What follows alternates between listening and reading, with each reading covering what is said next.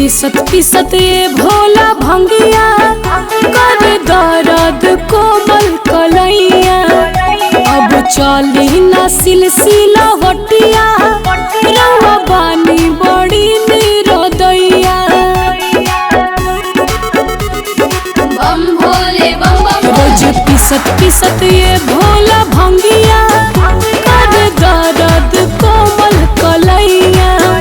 अब चली ना सिलसिला हटिया रउआ बानी बड़ी निरदैया।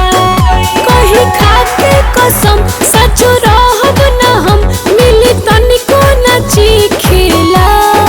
पियल छोड़ दिए भोला कौन सवाद मिलेला। पियल छोड़ दिए भोला कौन सवाद मिलेला। हे शिव हे शिव हे शिव हे शिव।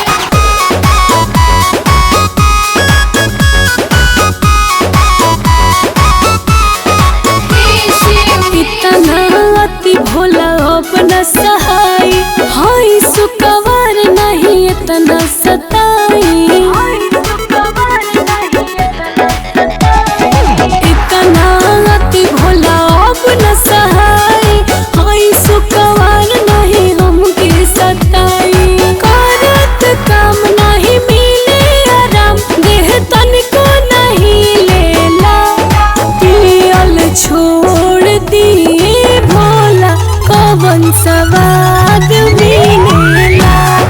पियल छोड़ दिए भोला कौन सवाद मिलेला।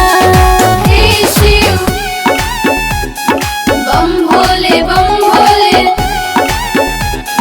Music by Pankaj Kaushik.